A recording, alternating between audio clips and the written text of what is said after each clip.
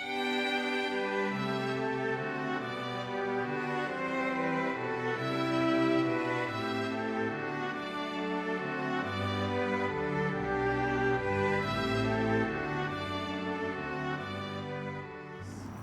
right, I say, Yes. I don't know what I'm doing, and I know this is a big time artist, and I'm kind of looking at conceptual, and I don't know anything about it, other than I know that name.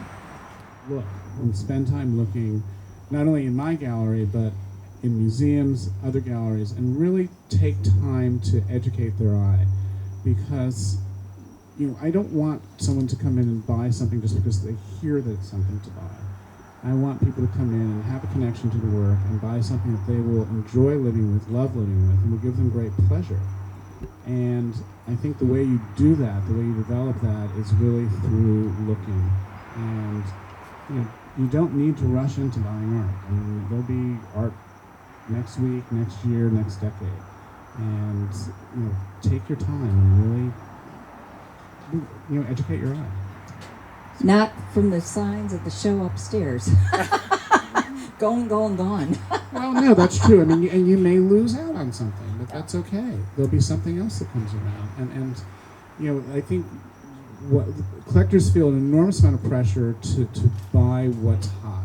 And I think, sure, that can be exciting, it can be fun, but in the long run, you want to buy work that you really love and that you want to enjoy living with. And that requires taking time to figure out what that is. Well, that brings me to Michael, because Enrico David, you had a small group of us that are involved with the MCA, and you said, if you want to go see this show, I'm going to take you through it. And you never refuse Michael anything, I'll just say that right now. And Michael is very quiet, and this show, you could not tell two pieces were done by this artist. Nothing was the same. Every piece was vastly different, and you taught me that's a sign of breadth in an artist's work.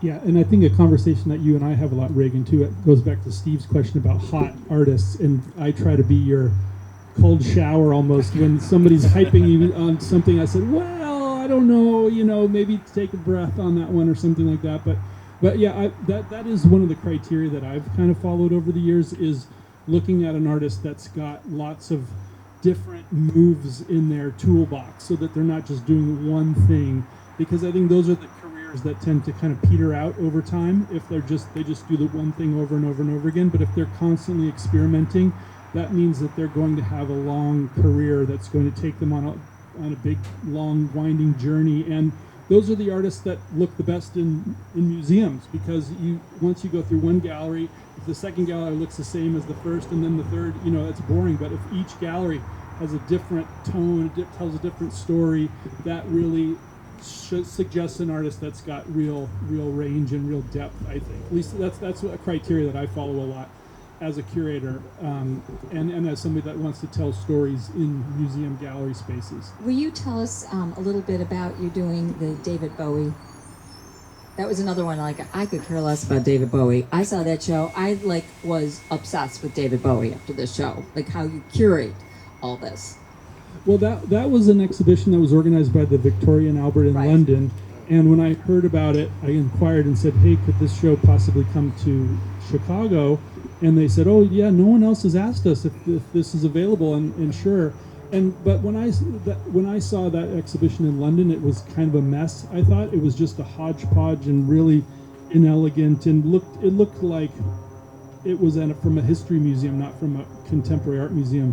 So I was able to get them to let me do a remix of David Bowie in a way, and cleaned it up and made it a bit more elegant with the help of a great Chicago architect, John Vinci, actually, and made the story kind of come alive, and allowed the subtlety of his work, whether it's in poetry or music or fashion or whatever, to kind of come through. But maybe that's my kind of artist too. That's somebody that's always experimenting, always changing. I mean, his musical style and his fashion style changed dramatically over the 60 years of his career or something like that. So he's maybe my kind of guy. And the regulation of tax and succession is very advantageous for the moment being anyway for museum. We are 501c3, we are not tax deductible, and it's very advantageous for collector to give art to a museum. So we don't take anything or everything. We really carefully look back to the curator, and when a piece comes to us, say, okay, is that fitting the collection? Is that something important for the meaning of the museum? First of all, we need to make sure that it's something the museum wants and needs. Every day we have call of people, I've got a piece of art I want to give. So we always say, thank you, please send me photo or bring the piece and we'll let you know. So we look at the piece, we don't do like auction, we don't give an appraisal because legally we don't have the right to price the piece. But we could tell them, yeah, definitely that fit with the collection. We are very interested. So let us direct you to a appraiser who will give a price on the piece, and then you go in front of a lawyer, a tax attorney, and they really make the deal with us as a gift. And so most of the time it's tax deductible, or it's partly tax deductible, and so on and so forth. I could go very detailed into the different way of giving art to a museum, because you have promise gift, you have partial gift, you have yes, part a gift, part a purchase. So there's many possibility for us to acquire a piece. Do you authenticate? Sorry? Do you authenticate a piece? Well, yes or no. Yes, of course we do, but the authentication will come from the appraiser, legally speaking. So one thing I would just want to point out, before you decide that you want to give a piece to a museum or donate a piece, I highly encourage you to get it appraised or get an idea of what it's worth before you do it, because sometimes there's surprises that aren't so great. If you're given a piece by an artist and you want to donate it, you actually can't donate it for its fair market value. You can only donate it for what the cost of the artist's materials. Yes. And this just happened where I get a call from someone who's donated a really quite a valuable piece to the Art Institute of Chicago, and he tells me the whole story, and I'm like, you have a problem, because it's really not, we can't appraise it. It's probably $1 million piece. Would be appraised for probably about $3.50. And so I encourage you all to do that. We also do quite a bit of appraisal work for donations and for insurance and so forth. And we get this problem from time to time. And it's definitely the piece needs to have a secondary market. It needs to be at least one of the work by the artist should have a result in an auction and so on before really becoming something appraisable. We have this issue with direct artists who want to give us works of art, and some of them will love to, but technically if they have not sold through auction, we're obliged to take it for the price of the canvas. Typically, people have art collections, and probably 80% of the value is in only 10% of the artworks. And so when a museum curator or director comes in and looks at a collection because you want to donate it, it's often, I think, it's somewhat of an uncomfortable situation because they're going to cherry pick only the things they need or want because there's cost associated with it. So one of the things that we do also is sort of in that intersection of looking at people's collections, offering it the things that the artworks that we believe will be appropriate, and kind of be the interlocutor between the two, because it's not a great position when a curator comes to a patron who's donated a lot of money, a lot of time, a lot of artwork, and say, I want that one out of 40. And it happens all the time. And I'm just going to throw it to Michael very quickly, because this is exactly what his new business is doing. Right. Thanks, Joel. We put you on payroll.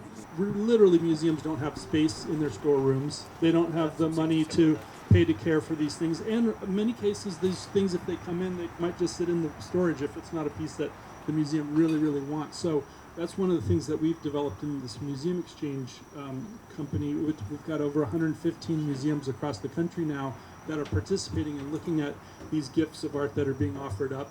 And it's a great, and they're little museums in the middle of the country, big museums in big cities, and so we can really kind of get a cross-section of different museum interests across the country, and things that might be totally, maybe you would say, no, this is not good quality for us. perfect for a little university museum in the Midwest or something. And transformative. Yeah. I mean, actually transformative to the smaller museums. It's really great. It's a really interesting. And how new does project. one get involved? Like how the Norton wants to sign up. How do they do that with the museum exchange?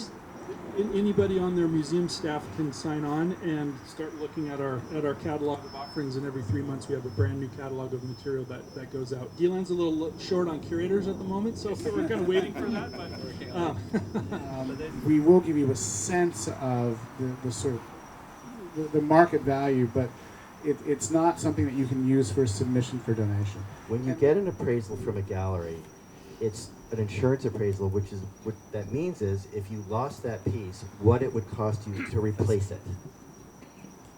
For a fair market value for a donation, it's actually the inverse, and that is what this actual piece theoretically would sell for, usually at auction. That's what the IRS wants to see. So that can be higher at auction, but usually the fair market value is lower than the insurance value, and sometimes appreciably lower, especially if the artist doesn't have a secondary market at auction. And if they don't have it at auction, that's when I turn to Steve and say, okay, help me out here, and I actually have to get invoices without the names so that we can prove the fact that. For the IRS Tax Appeal Committee, we do go to galleries for private sale information. So, for instance, if someone submits a George O'Keeffe, I wouldn't necessarily know that. We would go to dealers who sold that work to get a sense of value for comparable sales. If I put my auctions hat on it, when we were at Sotheby's & Christie, we were doing appraisal for fair market value, and for insurance, pretty much we were doubling the estimate. Not always for contemporary, because I was not in contemporary, but you have to understand that the value again for insurance is, could you replace it, and could you find it to replace it? So it's becoming so much more difficult. So when also someone tell you the value of my piece is X, my first question, even as a museum director, is fair market value or insurance value? Okay, fine, still important. So auction houses are valid For appraisal?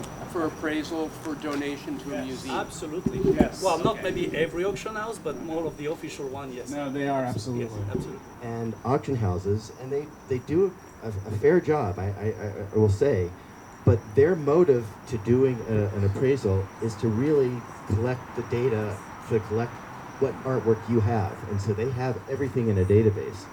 So in part, that's what they're doing. I'm a little confused about the insurance value versus the appraised value. I understand why there'll be differences, but would you generally recommend insuring a collection at the appraised value from an auction house or at some other value? What they're doing is giving you often the estimate of what a range of what it would sell for at auction. They would give you a high and a low for insurance. They'll come up with some number, but basically they're looking at it as if they were going to put it up for sale. So in sometimes that's a whole other discussion about auction estimates and what that means to the collector and to the auction house, and all that's more complex than we have time for. So it's not, you have to look at it from the source and where it comes from. So yes, it gives you certainly a great idea of the neighborhood where you are, but it might not give you exactly what you're looking for, and especially if you're donating. Well, wait a minute. But Barry wants to know, do I take that number or this number? And I can just say, jewelry. All of a sudden, I had something, and I'm like, well, wow, that piece is really getting valuable out there. Oh, that's pretty amazing. Well, the insurance company just kept creating a higher price for it every year. And in fact, the stone was not going up appreciably 35% every single year. It just was not happening. So, I felt as a consumer that I was being taken advantage of. So why would I insure the painting, my stone, for X, when in fact on fair market value, I'm probably not going to get that. So you really do have, as a consumer, myself, say, I would rather be at fair market value, and why would I be paying these high premiums? Just myself. This is a complex, it's an investment. Art is, I went to Joel at one point, I went, I think I'm just, doing this on the side, it's kind of fun. I'm an addict. I mean, come on, I gotta own that. And all of a sudden, I have all this art, and I said, I really need to understand what its real value is and act accordingly, and then be smart in how I go forward in purchasing too. I'd like to get back to a subject you mentioned early on, which is collecting a hot artist. And how you value what the projection might be in terms of whether you want to buy it at that price, hold it at that price, or take the money and run. You know, whether or not the increase in prices makes sense, it's happened. You know, he is someone who's collected by museums, collected, you know, his work is included in major private collections and foundations.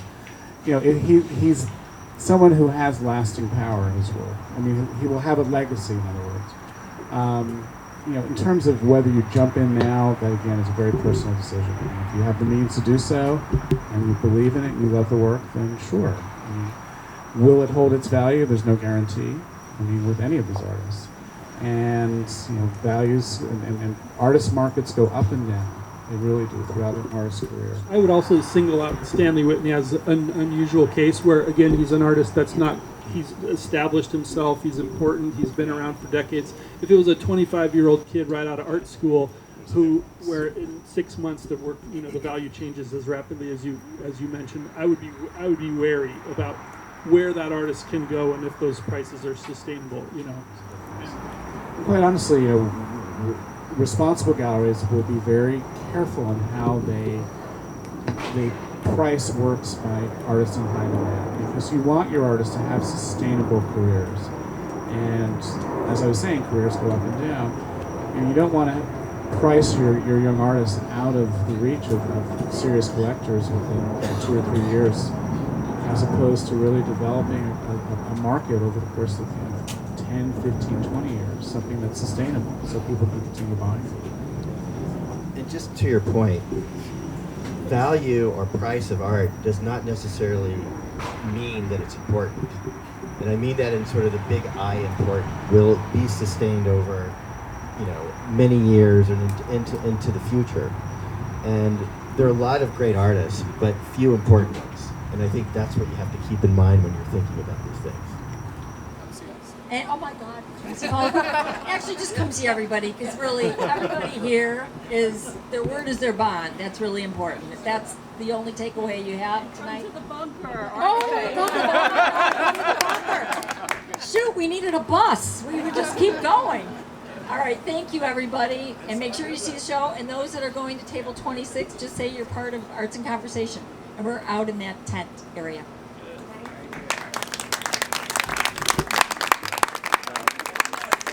The bones have been hidden.